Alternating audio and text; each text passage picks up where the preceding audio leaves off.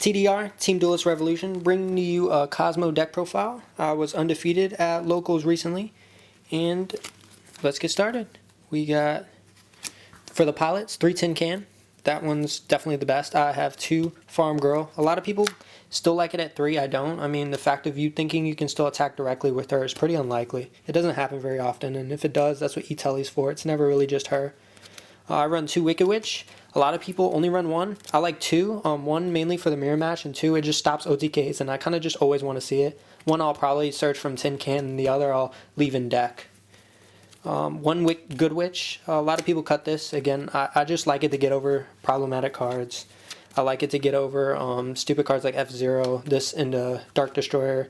It gets over Ignister since it's 0 attack. It just gets over problem cards. It's still pretty good. It's not the best, but I also needed another name. And 1 Straw Man. That's pretty standard. You only ever really need 1. For the big ships, 3 Dark Destroyer. I think he's pretty obvious. He's definitely the best ship. 3 Slip Rider. Back row is always a problem. It helps me make Infinity and just really clears out the board for me to OTK. 1 Forerunner and 1 Dark Eclipser.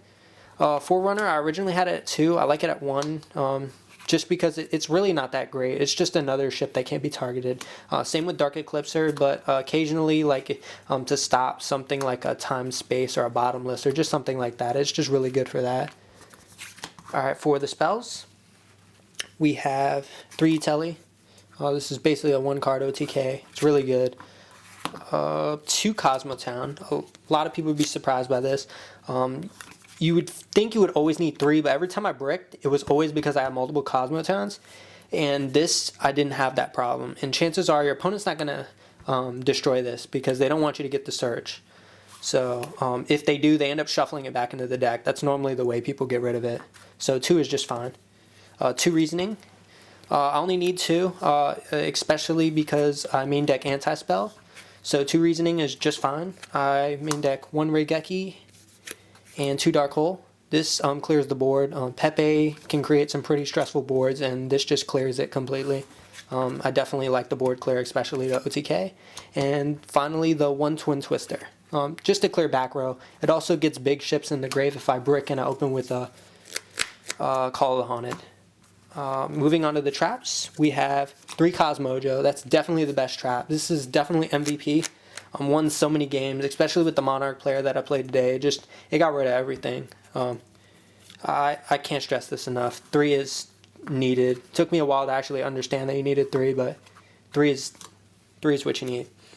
I don't play Solemn Strikes. I actually play 3 Power Sync Stones. I know a guy recently made a joke about playing this, and he really played Strikes, and I understood that. I knew that right off the bat. I actually really liked the card. I wasn't familiar until that, and I played it, and it actually put in a lot of work. This really hurts Pepe because the activation factor. So it gets a token for activation.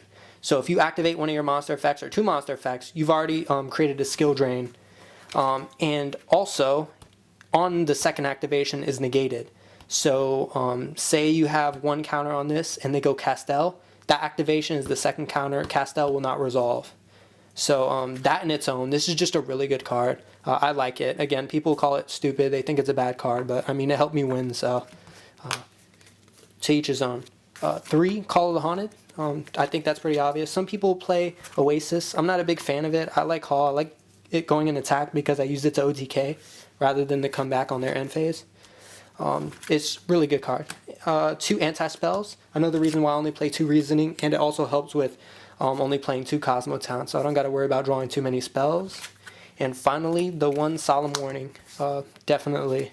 I mean, I feel just every deck should probably just run it. Maybe not Pepe, but I like it. Moving on to the side deck. I have 2 Maxis, 2 Ghost Ogres. I end up siding out the Reasonings to bring cards like this in. I mostly only ever brought in 1 Ghost Ogre. I'll probably cut 1. 2 Cyber Dragons for the mirror match. I didn't really see any mirror matches today.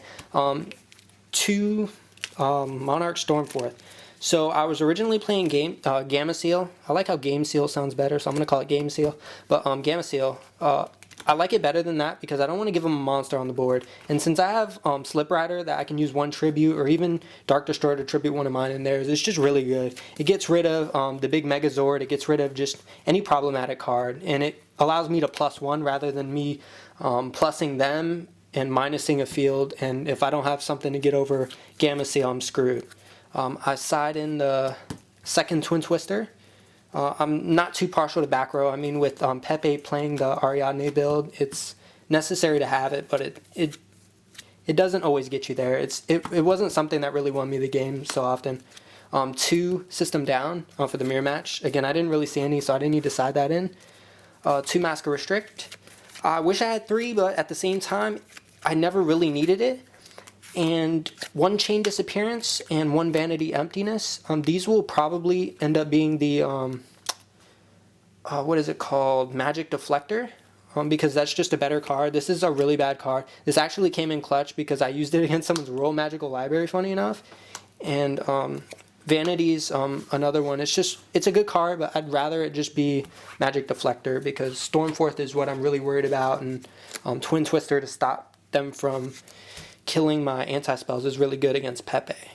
Okay, as for side deck, for my tokens, we got this guy. I won it, I believe it was the UDS. I created 2 Dogfighter tokens. And for my monsters, let's get this in there. We got Titanic. I never went into it. I just think in theory it's really good, so I have it in case I end up in a board that I feel like I need it. I feel like if I have 2 Dark Destroyers, I'd probably just win, but I guess I'll never know. For the Lightning piece, we got Utopia, Prime, and Lightning. I haven't gone into this today. I have in previous tournaments.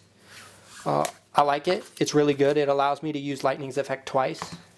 Nova and Infinity. I mean, that's pretty standard. I mean, this is definitely probably the best card, and the only card that I went into in the extra deck the whole tournament, and honestly for most tournaments, Pallades. It's just good if I feel like I need it. Maybe road decks, maybe something like Yang Zing, I'd probably use it, but other than that, not so much. 1 Volcasaurus is just a good, more damage. 1 Giant Hand just because it's funny. Probably would never go into it, I just kind of like having it. 1 Castel. Again, board clear. 1 Heartland Draco for those weird moments where I have a Kozmo Town and I just need a non-targetable monster. Abyss Dweller, Mermills, Leviair. I needed something else. I probably would never go into this because I don't play Sword Trooper build, but I just had it just to have it in there. 1 Chimera Attack, and this was supposed to be a Chimera Attack. It was a Panzer Dragon. I used to have Instant Fusion. I realized it was bad. I didn't like it. But I didn't have the other Chimera Attack, and since there were no mirror matches in the tournament, I didn't really care too much to throw it in there, so I just kept it. That could really just be anything. You don't ever really utilize your extra deck, but yeah, that is my Kozmo deck, first place, undefeated, and thank you for watching, guys.